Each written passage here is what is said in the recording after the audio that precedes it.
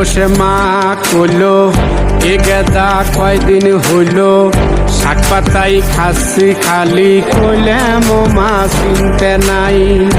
আল্লাহ রাসুল বলো বলো চলন বিলি না বাই পলো বাড়ি হয় নাই রাধা বাড়াই মাতাতে তাও চিনতে নাই।